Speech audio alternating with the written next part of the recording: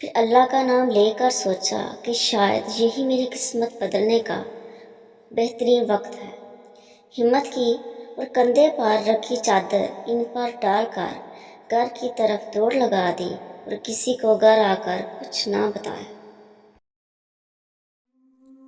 آج رات نیند آنکھوں سے سوچتے ہوئے تھی، دماغ میں کوئی سوال پیدا ہو رہے تھے۔ کیا ناگ مجھے ناگ منی دے گا، یا کوئی قیمتی پتھر، یا پھر کوئی خزانہ، یا کچھ بھی نہیں؟ میں اللہ کو یاد کرتا ہوا سو گیا۔ صبح معمول سے جلدی اٹھا، فجر کی اذان کا وقت ہونے والا تھا۔ کھیتوں کی طرف چل پڑا، مطلوبہ جگہ پہنچا جہاں کل رات ناگ اور ناگن ملاپ کر رہے تھے، لیکن دل دک سے رہ گیا۔ بزرگوں سے سنا تھا کہ ان کے اوپر جو کپڑا ڈالتے ہیں اسی کے نیچے وہ خوش ہو کر تحفہ رکھتے ہیں، لیکن یہ کیا؟ یہاں تو کچھ بھی نہ تھا، نہ ہی میری چادر اور نہ ہی کوئی تحفہ۔ پھر خیال آیا، تھوڑا آگے پیچھے دیکھتا ہوں، شاید وہ دونوں کھیلتے اور مستیاں کرتے ہوئے میری چادر تھوڑی دور لے گئے ہیں۔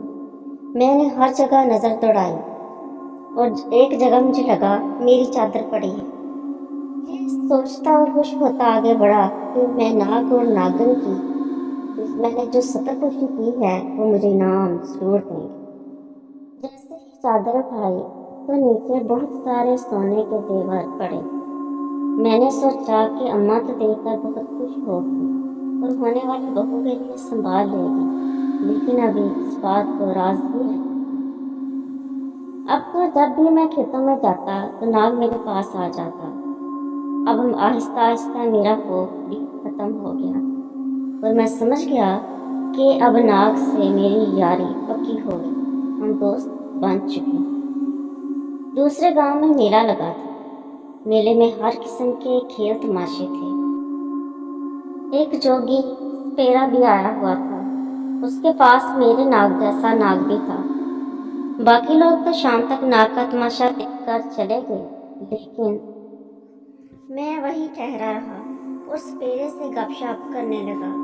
باتوں ہی باتوں میں نے سپیرے سے پوچھا، کیا یہ سچ ہے کہ ناگ منی کا وجود ہے اور اس کے فائدے بھی ہیں؟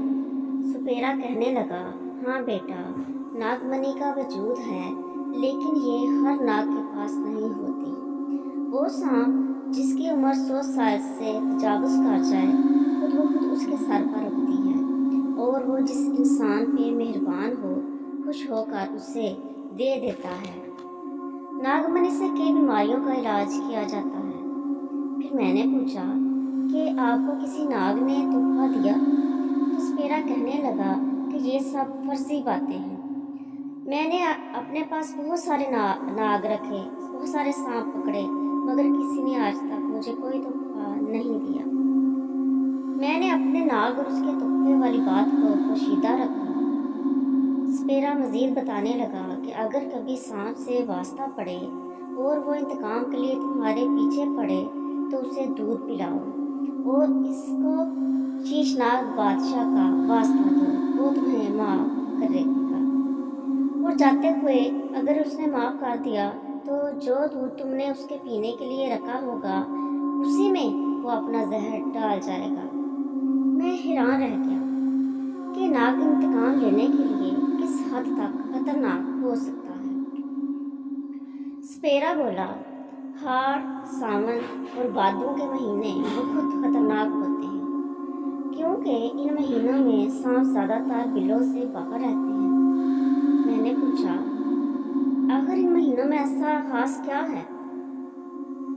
سپیرا بتانے لگا، انہی 3 مہینوں میں سانپ اپنے پارٹنر ڈھونڈتے ہیں، سپنی بچے بھی دیتی ہے اور ساون میں بارشیں ہوتی ہیں۔ سانپ کو بارش میں بھیگنا بھی اچھا لگتا ہے، اس لیے ان مہینوں میں سانپ سے سامنا ہو تو اپنا بچاؤ کرو، لیکن سانپ کو مارنا نہیں ہے، کیونکہ دوسرا سانپ بھی آس پاس ہی ہوتا ہے، وہ پھر بدلہ لیتا ہے۔ میں نے پوچھا، नागमणि का इस्तेमाल कैसे किया जाता है? क्या नागमणि बीमारों को सुंघाई जाती है जिससे वो शिफा हासिल करते हैं? सपेरा हंस पड़ा और बोला, नहीं बेटा, मणि को पानी में भिगोया जाता है, फिर ये पानी मरीज को पिला दिया जाता है।